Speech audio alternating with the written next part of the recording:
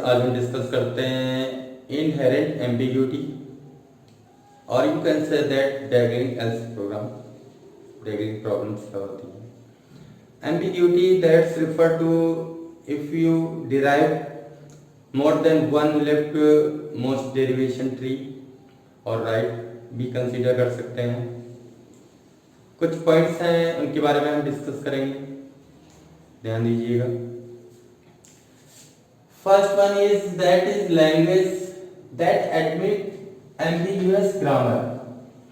अगर कोई भी प्रॉब्लम है और जिसमें आप अनएम्बिगुअस जो है डिफाइन कर लेते हैं, हम उसको इनहेरेंट एम्बिगुअस ग्रामर नहीं कहेंगे।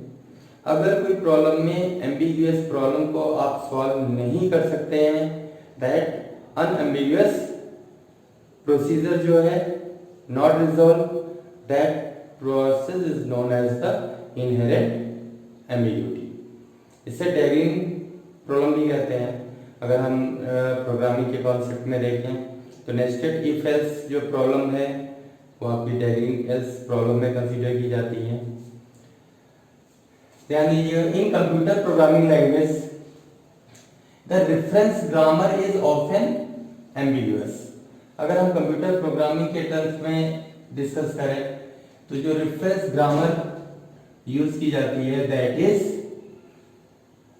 एम्बिगुअस ग्रामर, और इसको आप जो है सॉल्व नहीं कर सकते हैं। Third one is you can define as non removable ambiguity.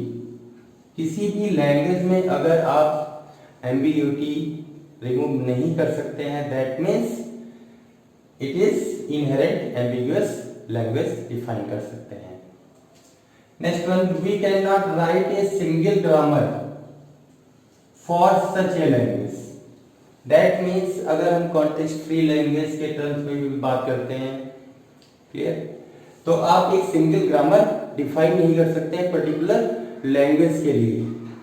That means क्या होगा कि जो एम्बिग्यूटी है वो रिमेन कांस्टेंट हो जाएगी, आप उस चीज को सॉल्व नहीं कर सकते हैं।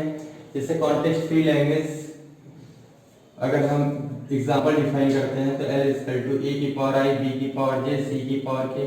वेल अगर ये कंडीशन दी गई हुई है I इक्वल टू J और J equal to K, clear, तो यहाँ पर डिफरेंट टू लैंग्वेज डिराइव्ड होंगी। एक I इक्वल टू J के रेफरेंस में K की कोई भी वैल्यू और J equal to K, J की जो वैल्यू है वो K के इक्वल है।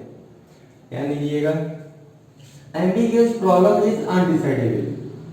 अगर हम डिसीजन प्रॉब्लम्स की बात करते हैं, ठीक है, तो अगर कभी कोई ग्रामर ऐसी दी गई है जहां पर आप एम्बिगुअस प्रोसेस को सॉल्व कर सकते हैं, या तो लेफ्ट रिकर्शन होगा या राइट रिकर्शन होगा, और पर्टिकुलर कोई मेथड से आप इसको रिजॉल्व कर सकते हैं, दैट मींस अनडिसाइडेबल, या तो सॉल्व हो सकती है या सॉल्व नहीं हो सकती। इसलिए इस प्रॉब्लम को जो है हम अनडिसाइडेबल प्रॉब्लम में कंसीडर करते हैं।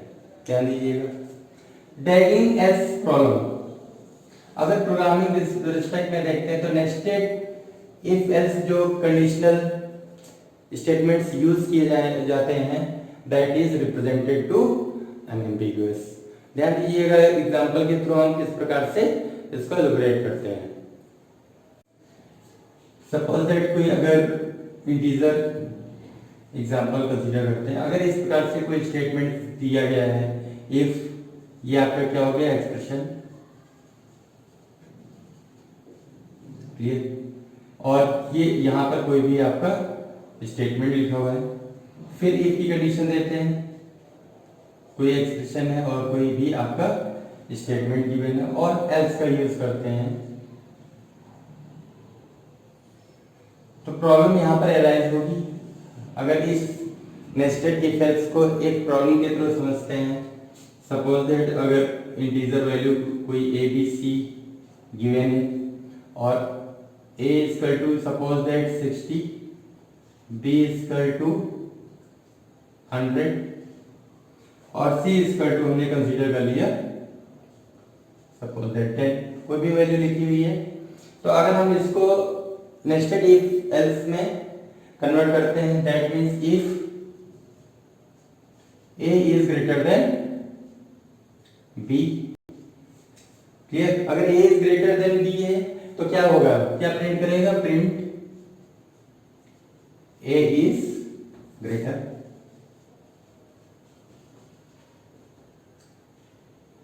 than B,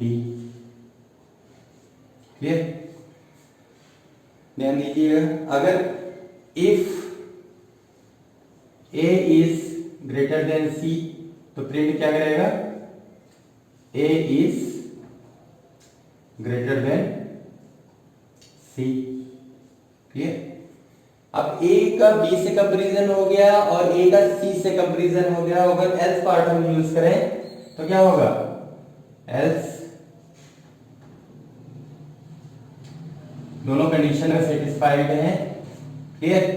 तो हम लिख सकते हैं, अगर ये दोनों कंडीशन है तो A इज ग्रेटर होगा, क्लियर। एल्स क्या हो जाएगा आपका, फॉल्स कंडीशन हो जाएगी, ठीक है। प्रिंट क्या कर देगा आपका, तो इसका जो बेसिक आउटपुट होगा वो क्या होगा, आउटपुट होगा A इज ग्रेटर, जो आउटपुट हम कंसीडर करेंगे A इज ग्रेटर देन, अगर हम ये condition consider greater than C, clear. लेकिन यहां पर B की वैल्यू जो है 100 है और B क्या है आपका, ग्रेटर है, तो प्रॉब्लम अराइज हो सकती है अगर 3 में हमें ग्रेटर वैल्यू फाइंड आउट करनी है, क्लियर। ध्यान दीजिएगा, इस पर्टिकुलर स्टेटमेंट को हम लिख सकते हैं, अगर वन लाइन में हम डिस्क्राइब करना चाहते हैं, if A then if B then कोई भी ऑप्शन C1 कंसीडर कर लें, else C, क्लियर। तो आपका जो ये स्टेटमेंट है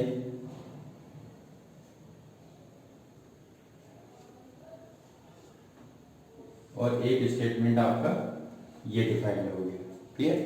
तो आप पर्टिकुलर किसी भी डिसीजन पर नहीं पहुंच सकते हैं, मींस जो अनसर्टेनिटी है वो आपकी क्या होगी, मेंटेन रहेगी। ध्यान दीजिएगा, अगर हम डिफाइन करते हैं कॉन्टेक्स्ट फ्री लैंग्वेज के टर्म में, तो कॉन्टेक्स्ट फ्री लैंग्वेज को इनहेरेंट एम्बिगुअस का कह सकते हैं जब आपकी जो ग्रामर है वो आपकी एम्बिगुअस ग्रामर है। इसी के रेफरेंस में हम डिटरमाइन कर सकते हैं कि डिटरमिनिस्टिक सीक्वल और नॉन डिटरमिनिस्टिक सीक्वल क्या होता है। डिटरमिनिस्टिक सीक्वल जितनी भी अनएम्बिगुअस ग्रामर्स होती हैं दैट इज डिटरमिनिस्टिक सीक्वल, और जो जिसको हम डिफाइन नहीं कर सकते हैं दैट मीन्स अगर एम्बिग्यूटी मेंटेन रहती है that is non deterministic context free language. और जो डिटरमिनिस्टिक सीक्वल होंगी वहां पर आप एक यूनिक पार्स ट्री भी जनरेट कर सकते हैं, क्लियर। एक बार वीडियो को फिर से रिमाइंड करिएगा और फिर से ध्यान से सुनिएगा। अगर कोई प्रॉब्लम होती है तो you can discuss with comment और ईमेल्स।